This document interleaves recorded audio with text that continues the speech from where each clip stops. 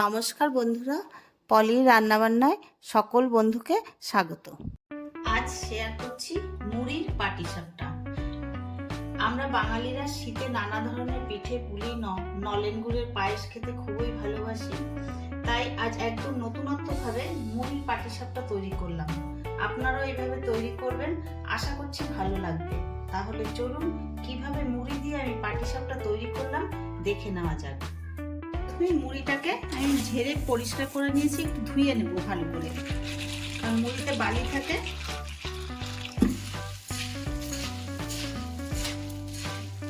একবার দুবার জল পাল্টে পাল্টে ধুয়ে নিচ্ছি। মুড়িটা ধোয়া হয়ে গেছে, আর খানিকটা সুজি মুড়ির মধ্যে দিয়ে দিচ্ছি। এবার জাল দিয়ে দুধ ঠান্ডা করে রাখা দুধটা দিয়ে দিচ্ছি, দিয়ে 10-15 মিনিট ভিজিয়ে রাখবো।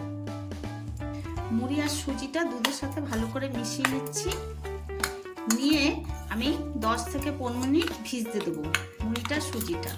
দুধটা অনেকটাই টেনে নেবে সুজি। তারপরে ফিরছি পরের স্টেপে।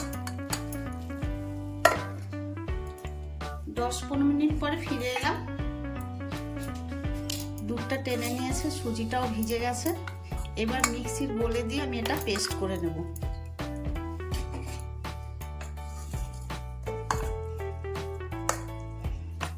আর দুধ দেবো না, এই অবস্থায় পেস্টটা করব। পেস্ট করে নিয়ে এসেছি, একটা বাটিতে ঢেলে নিচ্ছি। বাটিটার মধ্যে একটু দুধ দিয়ে গুলিয়ে নিচ্ছি।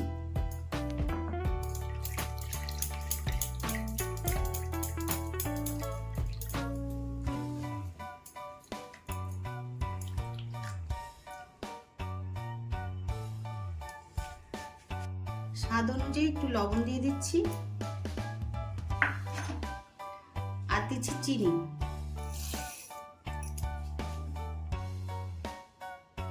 চিনি আর লবণটা দিয়ে ভালো করে মিশিয়ে নিচ্ছি। চিনি আর লবণটা দিয়ে ভালো করে গুলিয়ে নিয়েছি ব্যাটারটা। এদিকে একটা কড়াইতে আমি দুধ ক্ষীর করার জন্য জালে বসিয়ে দিয়েছিলাম। দুধটা বেশ ফুটে ঘন হয়ে এসছে। দিয়ে দিচ্ছি খেজুর গুড়। আমি খেজুর গুড় দিয়ে ক্ষীরটা তৈরি করছি, আপনারা চাইলে চিনি দিয়েও করতে পারেন।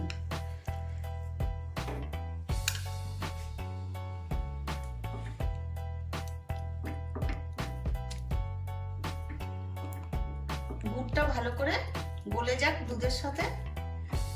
আর গ্যাসের ফ্লেমটা এই সময় একদম লো করে রেখেছি।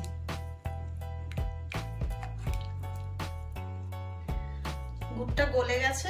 এখানে এটা গোবিন্দভোগ চালের গুঁড়ি। গোবিন্দভোগ চালের গুঁড়ি একটু দিয়ে দিচ্ছি খানিকটা।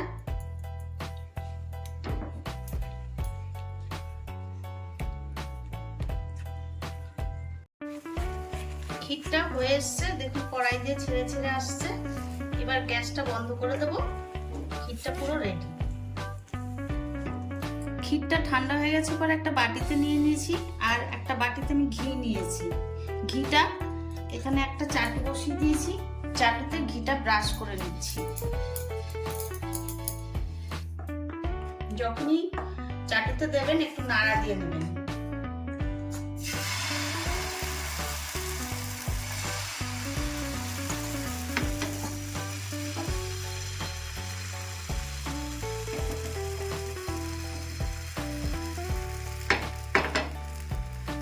খানিকটা পুর হাতে নিয়ে এরকম একটু লম্বা করে নিচ্ছি,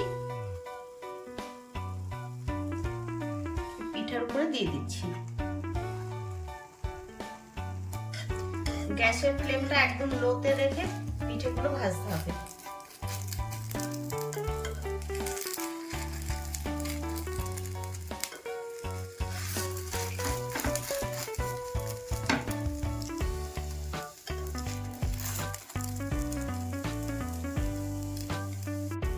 পিঠেটা তুলে নিচ্ছি।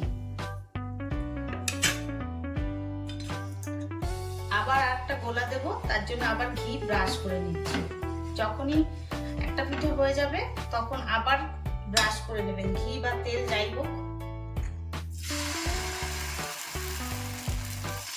এইভাবে মুড়ি দিয়ে পাটিসাপটা পাটিসাপটা করে আপনারা খাওয়াবেন, কেউ বুঝতেই পারবে না না বললে যে মুড়ির পাটিসাপটা খাচ্ছে।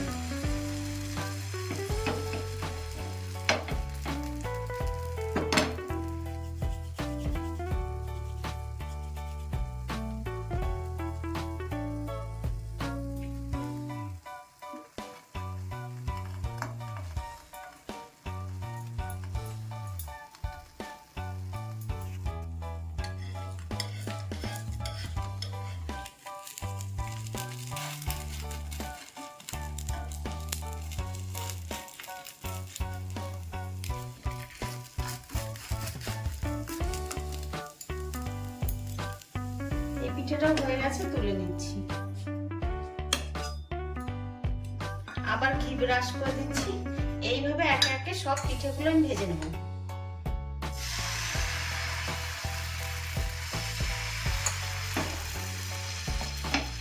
পাটিসাপটাগুলো সব হয়ে গেছে, আমি একটা প্লেটে তুলে নিয়েছি। দেখুন কত সুন্দর হয়েছে, মুড়ি দিয়ে যে করেছেন কেউ বুঝবেই না।